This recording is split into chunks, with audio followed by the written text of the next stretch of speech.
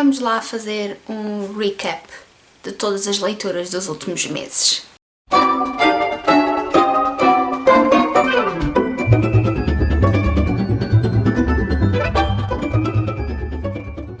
Olá, olá! Primeiro, se ouvirem alguns barulhos estranhos, não tenho a casa assombrada. É as minhas cadelas que estão a fazer não sei o quê com as orquídeas. Segundo, estou melhor. Ainda psicologicamente estou a recuperar, o que me está ainda a enervar um bocadinho. Mas a vida é feita mesmo de vicissitudes e de obstáculos e nós temos de ultrapassá-los. E aqui estou eu, como todas as pessoas no mundo, a tentar ultrapassar esses obstáculos.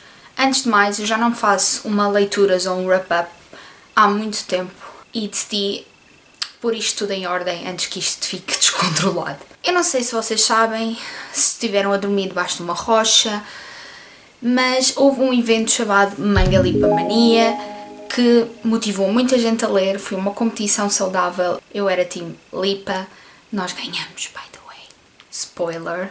E eu li imenso, primeiro porque estive de baixa e pós-cirurgia. Também tenho um vlog, uma espécie de vlog, sobre essa competição. Se vocês quiserem ir ver a minha cara de doente, vou deixar alguns nos cards. E para vocês que não têm pachorra de ir ver o vlog, eu vou-vos mostrar assim muito rapidamente o que é que eu li. Sem nenhuma ordem cronológica, porque eu já não sei a quantas ando. Um dos livros que eu li foi A Loucura de Ian Mackenzie, de Jennifer Ashley. Este livro foi-me dado pela Filipa, este livro é meu. Adorei a surpresa, adorei o mimo. Ela mandou-me um postalzinho que está alguns na minha estante. E eu queria gostar deste livro, nem que fosse pelo simples facto de ter sido a Filipa que me deu o livro. Mas eu testei o livro. Eu dei-lhe uma estrela. Aliás, está no meu on hold, mas parece que não há ninguém interessado nele. Esta é a história de Ian Mackenzie, como o próprio nome indica, e da sua protagonista, que eu agora não me lembro o nome, para vocês verem como eu gostei, Beth, que é uma jovem viúva que está interessada em casar novamente e ela está de olho num outro lord, num outro senhor, até que Ian Mackenzie resolve investigar o lord e a perceber-se que esse lord não é bem um homem de respeito. E diz-lhe isto à própria Beth. O que me chateou neste livro, várias coisas. Primeiro, atitudes de misóginas, de machismo, de prepotência. Foi tudo por água abaixo. Começou desde o início, eles... Deixa-me passar o carro, a moto. Acho que era o Globo, alguém está com fome. Ele passou de se apaixonarem à primeira vista. Não é bem à primeira vista porque ele supostamente tem uma doença que não consegue encarar as pessoas olhos nos olhos. E só a conhecia há 2 segundos, mas apaixonou-se por ela. E a partir daí tudo descambou. As cenas de sexo para mim ficaram sem sentimento e mesmo quando a autora tentou incutir um bocadinho de romantismo soava-me a falso. Supostamente o protagonista tem Asperger, ou uma espécie de autismo. Epá, esta gente anda toda com fome, agora foi a Uber Eats. Como eu vos dizia, supostamente o Lord Ian Mackenzie tem um espectro do autismo e a autora tentou incutir isso nele, mas não resulta para mim. Não resulta porque ele continua a ser um idiota e não é por ser doente que se desculpa de tudo o que ele é idiota. Vou terminar este rant porque eu já fiz muitos rants sobre este livro. O próximo livro aqui na minha pilha é The Final Empire. Indo 8 a 88, de Brandon Sanderson. Este livro é magistral. Estou apaixonada por estas personagens, estou apaixonada por este mundo. Eu não sei mais. Eu quero muito começar a ler o segundo. Tenho alguns livros em mãos e por isso aqui ainda não os comecei e estes calhamaços é preciso investir neles. Se bem que agora o segundo, como eu já conheço o mundo, já vai ser mais fácil. O que é que eu tenho a vos dizer deste livro? Leiam. Se gostam de fantasia, leiam. É fabuloso, é genial. É tudo o que eu tenho a vos dizer. A premissa básica deste livro é o Lord Ruler, que é o imperador, conquistou este mundo e criou várias classes sociais. Temos os muito ricos e os Ska, que é uma classe de escravos, e isto durante anos e anos. E estes Skas estão um bocadinho fartos desta situação e vão tentar revoltar-se contra o poder deste Lord Ruler. Não vai ser fácil porque este Lord Ruler tem muitos poderes debaixo da manga e a classe opressora dos ricos também tem poderes E aqui entra o sistema maravilhoso de magia, de alomância que Brandon Sanderson criou. As pessoas podem queimar metais e fazer com eles poderes. E supostamente só as raças ou as pessoas nobres têm esses poderes. E isto é uma forma muito simples de vos explicar o que é o primeiro livro de Mistborn. Tem aventura, tem mistério, tem partes que nos apertam o coração. Muito. Muito. E eu mal passo a esperar para ler os seguintes da trilogia e tentar entrar mais neste mundo de Brandon Sanderson. Depois tem outro livro que eu também queria gostar muito porque a pessoa que me deu é uma grande amiga minha. Foi a Alice do Lado Errado do Espelho, de Pedro Rodrigues. Eu queria gostar deste livro, mas os contos raramente resultam para mim. Este livro também não resultou para mim. Estes são contos infantis reimaginados numa altura de pandemia.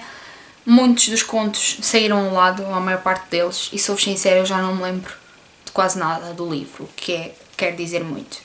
Eu acho que também lhe dei 2 estrelas por aí. Depois veio Rebecca, de Daphne du Maurier. Eu não sei o que dizer sobre este livro, tenho medo de ser atacada.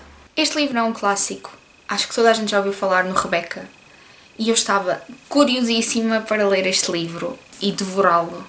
O suspense cresce no início do livro e vai atingindo o seu clímax no fim. Eu adivinhei um bocadinho o que é que ia acontecer no fim, porque eu já li livros semelhantes. Supostamente este é o livro precursor de todos os livros que eu li, portanto eu fiz o percurso inverso, eu devia ter lido este primeiro e depois ler os outros, e por isso este livro ficou-me com um bocadinho de travo agridoce, porque eu achava que ia ser brilhante, e é brilhante, mas não é assim tão brilhante como eu queria que fosse, percebem?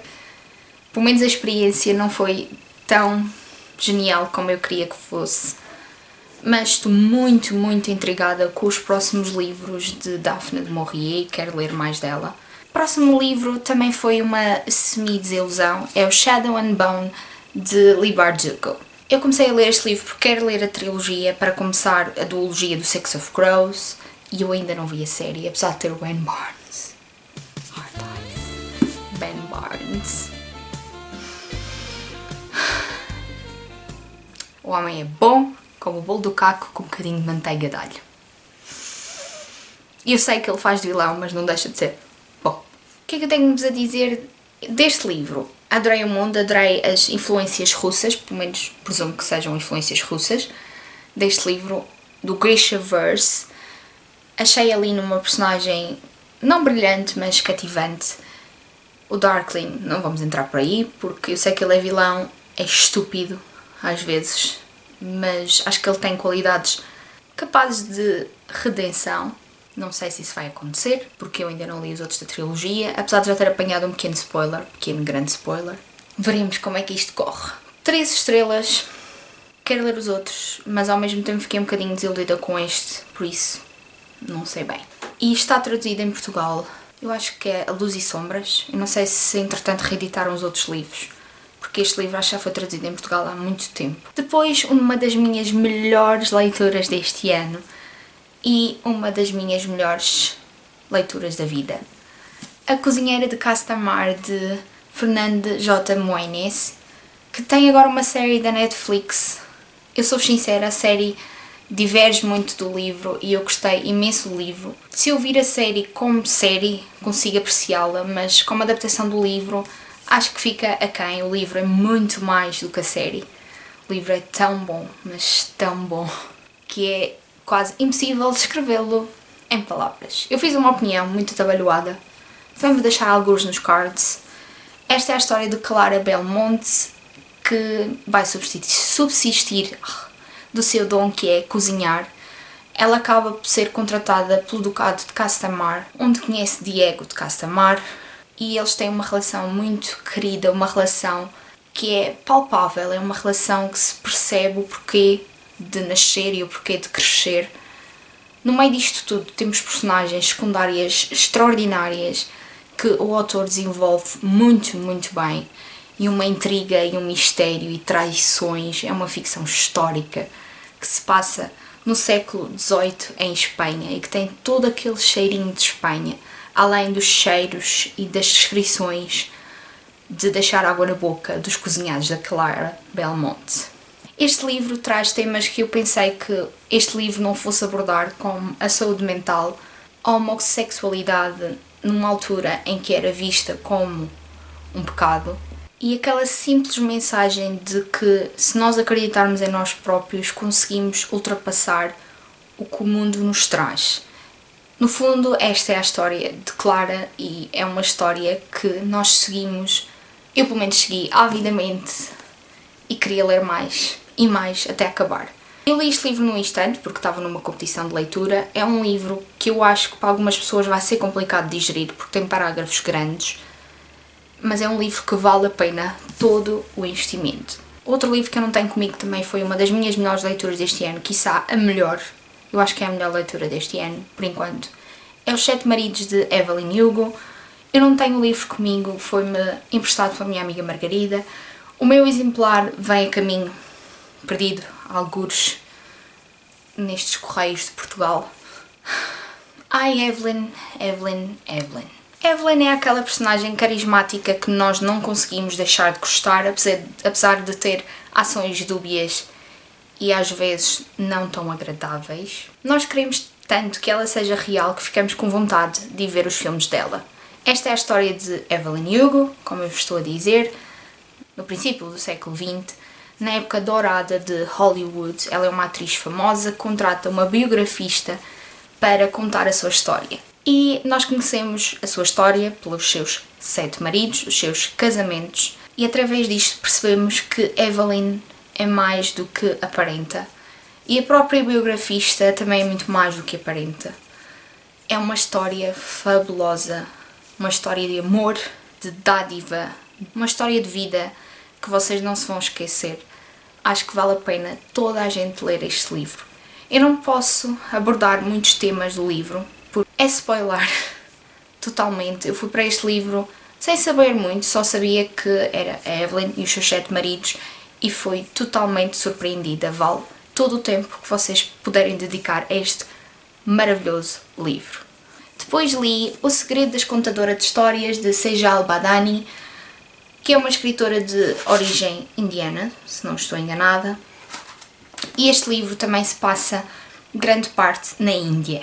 Esta é a história de Jaya, uma jornalista norte-americana, se não estou enganada, norte-americana, que sofre o 3º aborto e ela está desesperada para ser mãe, e claro que o seu casamento acaba por se ressentir destas tentativas falhadas de ter uma criança. Jaya acaba por embarcar numa viagem de autodescoberta até à Índia, onde vai conhecer a história da sua família, nomeadamente da sua avó Amisha, através do seu amigo de através do seu amigo Ravi. Este livro tem 2 perspectivas, a perspectiva de Jaya e a perspectiva de Amisha. Amisha viveu na altura em que ainda era colonizada pelos ingleses, fazia parte do Império Britânico, e toda esta cultura invade a pessoa que lê este livro. Algumas coisas são fáceis de apreciar, outras nem por isso, são muito retrógradas. O papel da mulher é muito discutido neste livro. Uma mulher que quer aprender não era olhada com bons olhos, pelo menos por toda a gente. O facto da tradição ainda estar muito enraizada e de ter as pessoas de obter o conhecimento é muito retratado neste livro através de Amisha. Foi um livro que me tocou muito, apesar de eu achar, e agora olhando para trás, que não é um livro que vá deslumbrar toda a gente. Eu acho que me deslumbrou a mim pela altura em que eu li e por estar ávida de saber mais sobre a Índia e sobre os costumes daquela altura, e por adorar ficção histórica e histórias com 2 perspectivas. Também vou fazer a opinião deste livro. Não sei se será no Goodreads, se será em vídeo, não sei, tenho muitas opiniões em atraso por falar nisso. Se vocês quiserem que eu faça alguma destas opiniões em vídeo, pois digam, porque eu não sei se vou ter tempo de fazer todas.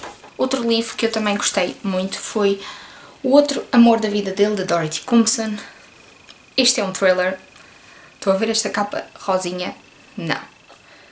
Este livro é contado por 3 perspectivas. A história de Libby, de Jack, acho que é Jack o nome dele, é Jack, e Eve, que é a primeira mulher de Jack. Aqui acompanhamos o prólogo, é logo viciante. Descobrimos que Libby ela teve um acidente e está a ter dúvidas em relação ao marido, porque ela acha que ele ainda está apaixonado pela primeira mulher, Eve, que faleceu. Nós começamos a perceber quem era Eve e depois descobrimos como é que ela faleceu. E tudo isto é um mistério que se arrasta. Será que Jack ainda gosta de Eve? Será que Jack teve a ver alguma coisa com o falecimento de Eve? Onde é que fica Libby no meio disto tudo? É um livro que também se devora no instante, muito ao estilo da Dorothy Comson. E não se assustem com isto, eu não matei o livro. Isto é tipo um papel que eu ponho para proteger e está a cair. Dorothy Comson nunca falha, pelo menos para mim. Alguns podem ser assim meio mas estes até bateu forte. Outro livro que eu li para fechar uma tetralogia de um dos meus escritores favoritos de todos os tempos foi O Labirinto dos Espíritos. É o último livro da tetralogia de O Cemitério dos Livros Esquecidos, de Carlos Ruiz Zafón. Este livro foi uma jornada, foi voltar ao mundo fantástico. Zafón, a Barcelona, também passa por Madrid e interligar todas aquelas pontinhas que ficaram dos primeiros livros por amarrar. E mais coisas que Zafón coloca neste livro. Eu não vou-vos dar a sinopse deste livro porque é spoiler para alguns livros anteriores. Só tenho que vos dizer que A Sombra do Vento, que é o primeiro livro deste tetralogia, é dos melhores livros que eu já li e acho que toda a gente deve lê-lo. E para fechar o Mangalipomania, eu também li o Chain of Gold, da Cassandra Clare, que é o livro 1 da nova trilogia da escritora. Estes são as sequelas do A Princesa Mecânica, O Príncipe Mecânico, etc. Este livro não está traduzido em Portugal. Eu não sei se eles vão continuar a traduzir os livros da Cassandra Clare. É pena, porque os livros dela são bons, eu acho. Este não me maravilhou tanto como os anteriores, mas eu consegui estabelecer uma relação com todas as personagens, nem que seja por serem filhos das personagens que eu tanto gostava. Espero continuar, eu já tenho alguns o Chain of Iron para ler. E voltar a este mundo é como mergulhar no mar em dias quentinhos de verão. Um abraço quentinho do mundo que eu adoro e um mundo que eu conheço. Além disso, a Cordelia, que é a protagonista deste livro, é um mulherão. Agora vamos aos livros que eu li, entretanto, fora do Mangalipomania. Eu penso que não me esqueci de nenhum. Eu não tenho lido muito porque agora também tenho trabalhado bastante, chego a casa muito cansada, mas aqui vamos a eles. Li Uma Paixão de Vermelho, da Lorraine Heath, que foi uma escritora que eu descobri este ano, uma escritora de romances de época. Estou a adorar conhecer esta escritora. Ela, além do romance de época, traz-nos temas muito atuais que eu achava que não era possível introduzir num romance de época. Este livro é mais uma agradável surpresa. Eu acho que ainda gostei mais deste livro do que as lições do amor, o que quer dizer muito. Esta é a história de Rose, que, por motivos familiares, precisa de fazer um papel de vítima e tentar seduzir os homens fáceis e ricos. Ela nunca vai com a coisa muito à frente. Digamos que ela é uma ladra profissional. E ela numa festa conhece o Duque de Avondale. Eu disse certo. Uhul! O Duque de Avondale, que lhe parece ser o partido perfeito. Rico, é bonito, portanto, 2 em 1. E depois ela percebe-se que até tem humor e é bastante sarcástico e irónico e que consegue duelar com ela a nível de diálogo. Ou seja, eles os dois têm umas personalidades um bocadinho vivaças, o que torna o livro muito interessante. Na senda do romance, porque é verão e eu gosto de ler romances, eu comecei e acabei os Juntos, mas pouco, das Christina Lauren. Eu adoro Noivos à Força, acho que é dos meus livros favoritos, dos meus romances mais fofinhos de sempre e favoritos para ler nesta altura, e achei que este ia me dar essa vibe. Não atingiu todos os pontos, como Noivos à Força, mas não deixa de ser uma leitura muito, muito agradável e eu consegui ficar enternecida e conseguir até dar algumas gargalhadas com a nossa protagonista, que é Holland. Aqui os Juntos Mas Poucos é porque Holland está apaixonada por Calvin, que é um músico que ela vê tocar todos os dias à porta do metro e ela não tem coragem para lhe dirigir a palavra. Por circunstâncias do destino, Calvin e Holland acabam por se ter de juntar, mas não estar propriamente juntos, E aí cria o conflito que é muito engraçado de ler neste livro. Este livro é também uma perspectiva da cidade de Nova York e não deixa de ser uma boa viagem. Depois, um livro que está a ser muito falado lá fora e também aqui, Layla, de Colleen Hoover. Eu não posso dizer que amei desesperadamente este livro, porque não foi. Achei interessante o que Colleen Hoover conseguiu fazer com este livro, não tanto como o Verity. O Verity para mim continua o top dos tops da Colleen Hoover. Layla é um cross-gender, é uma mistura de géneros, o que eu apreciei bastante nela. É um romance paranormal e lê-se muito rapidamente. Esta é a história de Liz e de Layla que se apaixonam à primeira vista, até que acontece algo inesperado que leva Layla a esquecer-se do que é, de quem era, ou perder uma parte de si. De Liz, desesperado, leva Layla para o lugar onde a conheceu, para ver se lembra alguma coisa a Layla. E aí as coisas começam a acontecer e começam a ser um bocadinho assustadoras. Gostei, mas não adorei. E eu estou a ficar sem bateria, vamos ver se eu consigo acabar isto em tempo recorde. Um livro que me desiludiu imenso. Não foi mau, mas não foi nada daquilo que eu estava à espera. Eu estava à espera de um livro wow.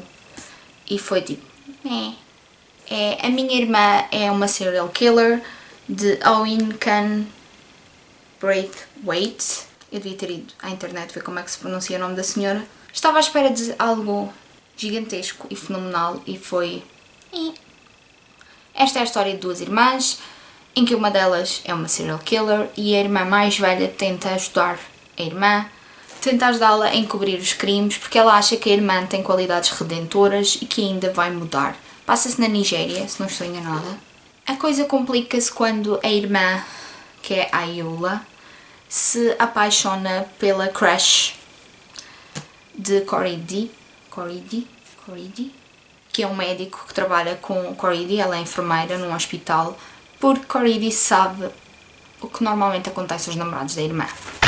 Eu achei o início da história e o meio muito bons, gostei imenso da escrita da autora e dos costumes todos e de tudo o que a autora incute na história de tradições, de família, de discussão entre família, mas perto do meio do livro, o fim do livro, o livro perdeu o gás e tornou-se um livro um bocado banal.